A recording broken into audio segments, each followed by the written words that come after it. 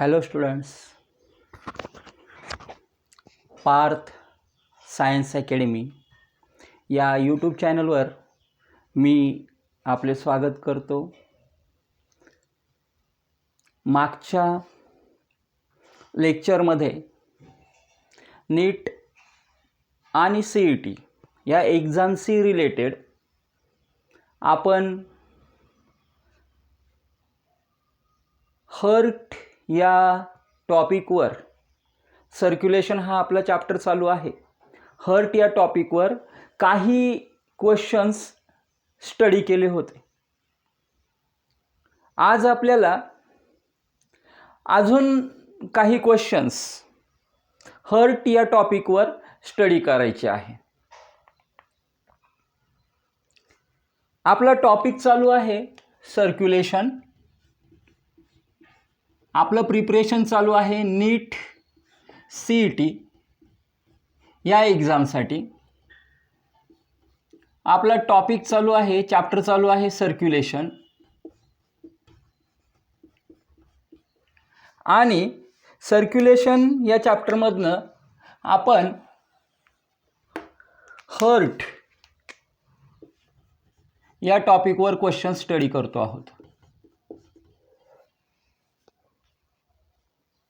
Heart is the core topic of this lesson, of this chapter. In some syllabus, this chapter is also known as human circulatory system or blood circulation.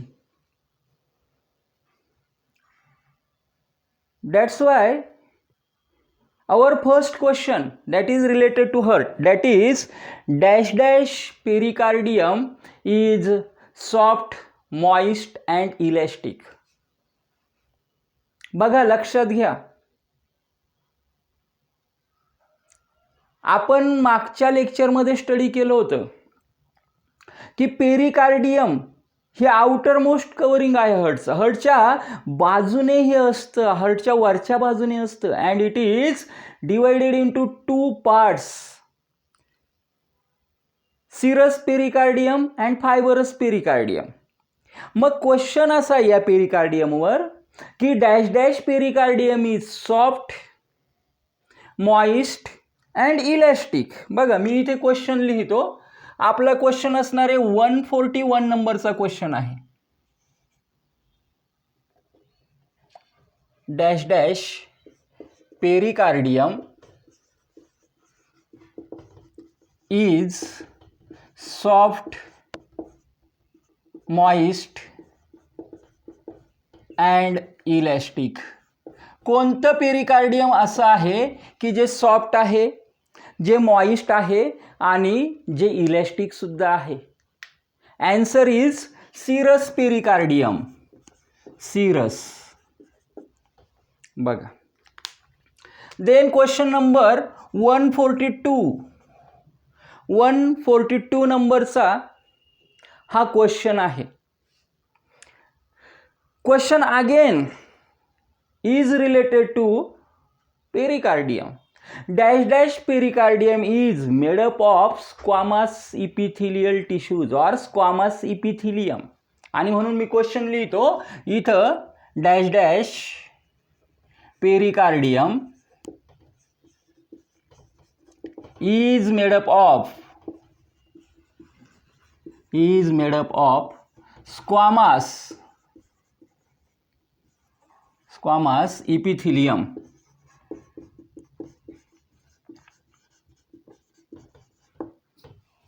The answer आहे या ठिकाणी serous pericardium.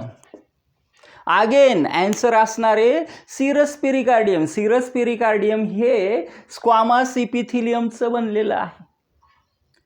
Then question number 143. Dash dash pericardium is divided into 2 layers.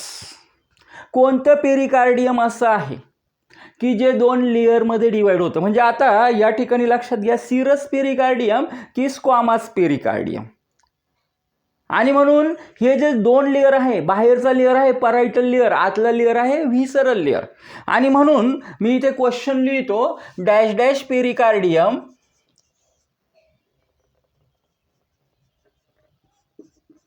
Dash dash pericardium is divided into two layers. कोणतं pericardium हे दोन लेअरमध्ये divide होतं. मग हे दोन लेअर कोणते आहेत? विसरल लेअर अँड परायटल लेअर. बघा, अशा दोन पेरिकार्डियममध्ये डिवाइड होणारं, दोन लेअरमध्ये डिवाइड होणारं जे पेरिकार्डियम आहे, हे पेरिकार्डियम कोणतं आहे? Again the answer is serous pericardium. Serous pericardium is divided into two layers.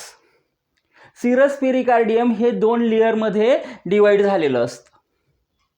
त्यापैकी एक लेअर आहे ज्याला आपण व्हिसरल लेअर म्हणतो, एक लेअर आहे ज्याला आपण परायटल लेअर म्हणतो. हा जो परायटल लेअर आहे हा बाहेरचा लेअर झाला. व्हिसरल लेअर जो आहे हा आतला लेअर झाला. त्यानंतर पुढचा क्वेश्चन याच्याशीच रिलेटेड तयार होणार आहे, याच्यापेक्षा वेगळा जाणार नाही. बघा क्वेश्चन काय असू शकतो? Dash dash is separated by parietal and visceral layers. हे जे परायटल लेअर आहे आणि हे जे व्हिसरल लेअर आहे,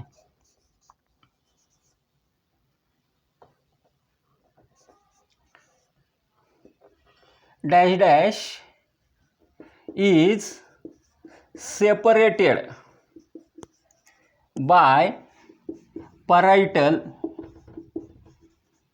अँड व्हिसरल लेअर.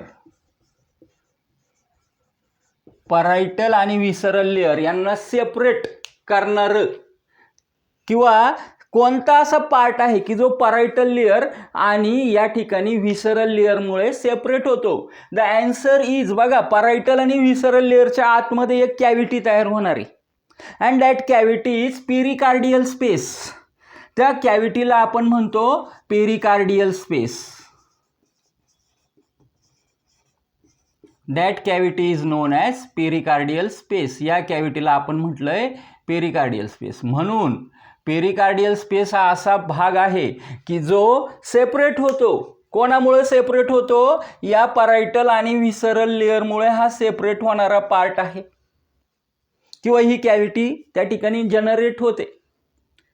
आता हे जे पेरिकार्डियल स्पेस आहे, साहजिक हे स्पेस आहे म्हणजे याच्यामध्ये काहीतरी असलं पाहिजे. एक तर कॅव्हिटी आहे ती, पण ही कॅव्हिटी कधीही काय नसते, एम्प्टी नसते. या कॅव्हिटीमध्ये काही ना काही फ्लुइड असतं and that's why pericardial space is filled with dash dash dash. पुढचा क्वेश्चन आहे, pericardial space is filled with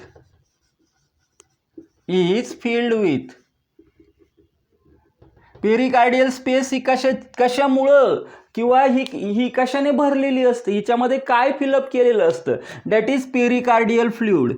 answer is pericardial fluid. बघा, मग हे जे पेरिकार्डियल फ्लुइड आहे, हे पेरिकार्डियल फ्लुइडचा अमाऊंट किती असलं पाहिजे याच्याशी रिलेटेड पण एक क्वेश्चन या ठिकाणी तयार होऊ शकतो. अमाऊंटमध्ये जर आपण म्हटलं तर pericardial space having approximately dash dash ml of fluid, असं एक क्वेश्चन येऊ शकतो. काय? Pericardial space having approximately dash dash ml of fluid. म्हणून मी इथं लिहितो पेरिकार्डियल स्पेस having approximately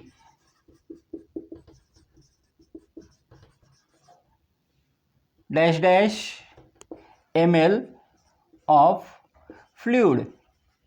किती ml इतकं फ्लुइड या पेरिकार्डियल स्पेसमध्ये असू शकतं? It is having approximately 50 ml of the fluid. Approximately 50 ml इतकं फ्लुइड यामध्ये असू शकतं.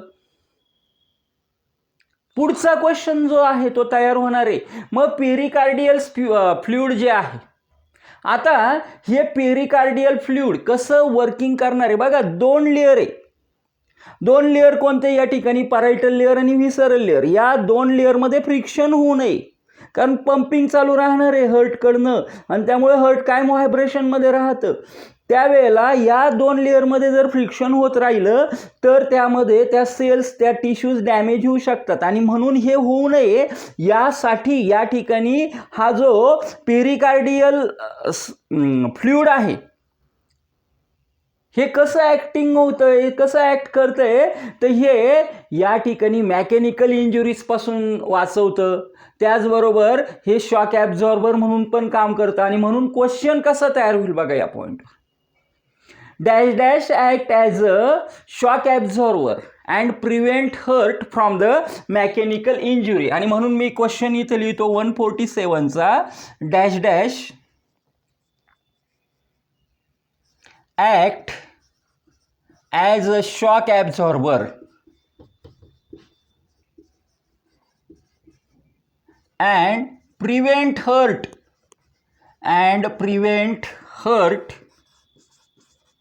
from mechanical injuries. आणि मेकॅनिकल इंजुरीज पासून ते हर्टला काय करतं, प्रिव्हेंट करतं. काय आहे आन्सर, काय असणार आहे? The answer is pericardial fluid. Answer is pericardial fluid.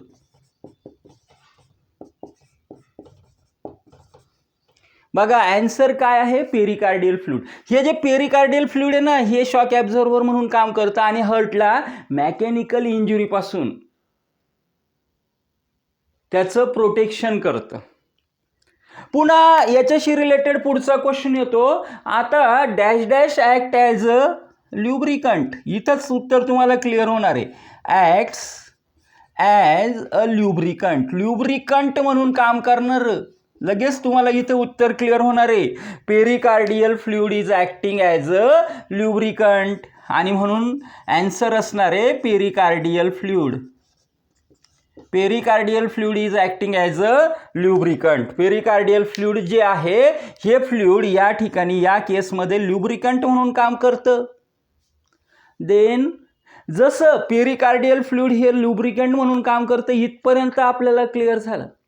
पण आता हे झालं त्याचं आउटर मोस्ट जे काही कव्हरिंग होतं याच्या आतमध्ये हर्ट वॉल असते आणि ही हर्ट वॉल किती लेअरची बनलेली आहे, कारण हर्ट वॉलनेच काय तयार झालेलं आहे, हर्ट तयार झालेलं आहे. That's why the wall of the heart is made up of dash dash layers or compose of dash dash layer. म्हणून पुढचा क्वेश्चन असा असणार आहे आपला, the wall of the heart is compose of dash dash layers. किती लेयर्सची मिळून ही wall जी आहे ही बनलेली आहे. बघा आन्सर इज 3 लेयर्स. त्यामध्ये मायोकार्डियम आहे, एक्टोकार्डियम आहे, एंडोकार्डियम आहे, अशा पद्धतीचे 3 लेयर आपल्याला या ठिकाणी पाहायला मिळतात. The wall of the heart is compose of basically 3 layer. आणि आता आपण हर्टच्या क्वेश्चनकडे येऊया. पुढचा हर्ट रिलेटेड क्वेश्चन आहे, द हर्ट इज काय क्वेश्चन असणार आहे बघा, dash dash in origin. Dash dash in origin. Heart जे आहे हे कोणत्या ओरिजिनचं आहे आपण शिकलोय. एक्टोडर्मल ओरिजिन आहे, मेझोडर्मल ओरिजिन आहे, एंडोडर्मल ओरिजिन आहे. तर हर्ट जे आहे that become mesodermal in origin. Heart जे आहे ते मेझोडर्मल ओरिजिनचं आहे. म्हणजे ज्या वेळेला जर्मिनल लेअर फॉर्म होतात त्यावेळेला हा जो मेझोडर्म आहे हा मिडलला असतो. बाहेरच्या बाजूने एक्टोडर्म असतो, आतल्या बाजूने एंडोडर्म असतो. These are the questions related to the heart. These are 10 questions. हे 10 क्वेश्चन होते. आता सगळ्यात महत्त्वाचं हे आहे की तुम्ही छोट्या छोट्या ग्रुपमध्ये, म्हणजे ह्या क्वेश्चन्सचं आपण जसं 10-10च्या ग्रुपमध्ये डिवायडेशन करून आपण ही स्टडी करतोय, असाच स्टडीवर फोकस तुम्हाला केला पाहिजे. असाच फोकस तुम्ही स्टडीवर करा. चॅनलला लाईक करा, शेअर करा आणि चॅनलला सबस्क्राईब करा. आजचं लेक्चर इथेच थांबवतो. Thank you to all of you.